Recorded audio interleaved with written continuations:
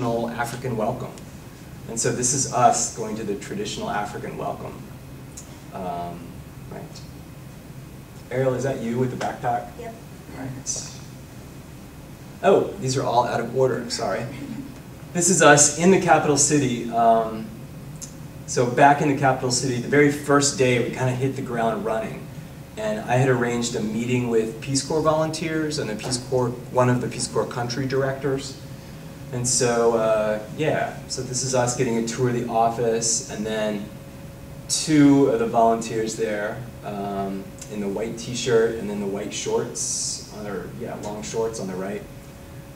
Just talking to the crew about, what it's like to be a Peace Corps volunteer, what kind of problems they have, the good, the bad, the ugly, that kind of stuff.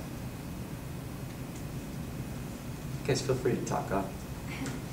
And that was one of my favorite parts of the trip. Oh, good. Just because I'm planning on joining the Peace Corps. It was really nice to see realistically what the volunteers do, because the website's a whole bunch of, Yeah, it's propaganda. Yeah, no question about it.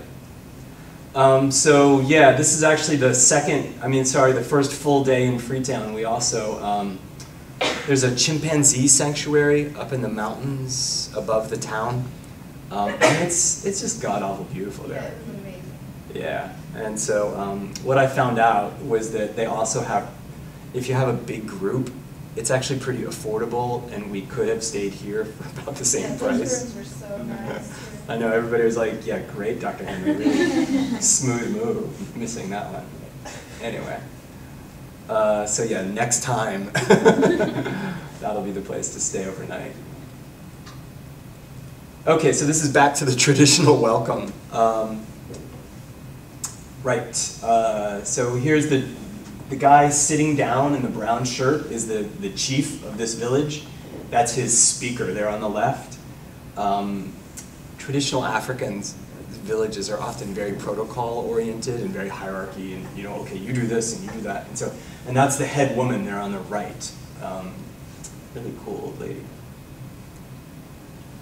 And so here's Dominic. Yeah, so there was some time for after the chief gave his welcome and we sort of announced what we were doing. There was a lot of dancing and singing and sort of speech making, some palm wine. There's Dominic. Oh, and Jessica there in the background.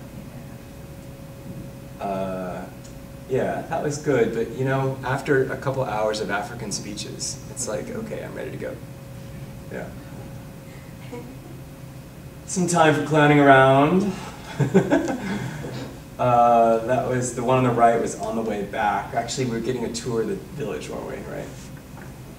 So yeah, there's Cole on the top left.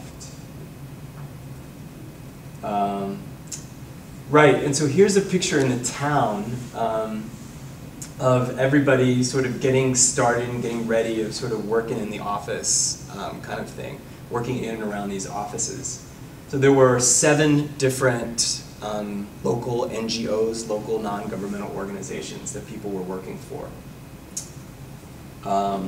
My big scare, so there aren't any taxis anymore in this town, and so I was terrified that one of the UNT student was getting in an accident on these, they're motorcycle taxis. That's the way everybody gets around in this town, right? And I was afraid to tell the study abroad people that, oh yeah, they're going to be riding on the backs of motorcycles. But no serious accidents. A small burn, but beyond that, everybody was safe. They were pretty slow mostly, so yeah. it was like, They took us seriously when we told them to slow down. Overall, yeah, they're pretty good if you tell them, Yeah. but they can be pretty reckless. Yeah. So I made sure to tell everybody how to say, dude, slow down or I'm getting off, that kind of stuff, right? Or, slow down, we're not in a hurry, don't be crazy. So I need more of these. If you 3 have any pictures of you working for your NGOs, I would love to have some, because I don't have enough. I saw this one. Oh, they're on your, oh, sorry, I didn't have time to put them together. Well. Yeah, so here's a few. There's Laura, Alexis, working for her NGO. Erica, it's too bad Erica's not here. So for all the organizations that hosted UNT students, I gave a workshop an incredibly boring all-day affair. But people think it got good reviews, but whatever. It was an all-day thing on how to write grants and how to do community-based assessments and put those inside of a grant. And so, yeah, so all the UNT students helped out at this workshop, which was great, actually. So we ended up doing like things like, I don't know if you guys have ever been to a workshop, but you can't just talk to people, like you have to have little activities and stuff like that. And so like the UNT students would pretend to have, like different teams would be divided up into villages, and each village would have different sort of community development problems going on.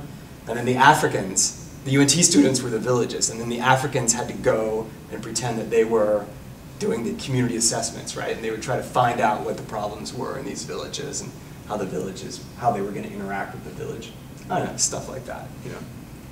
It was probably unspeakably boring. People who came to my village make up problems, like, oh, this child on the floor, I think he's suffering from runny belly. They would make up the problems? Yeah, they would make up the And you were problems. like, hey, it's my village. Not real. No, the school is fine.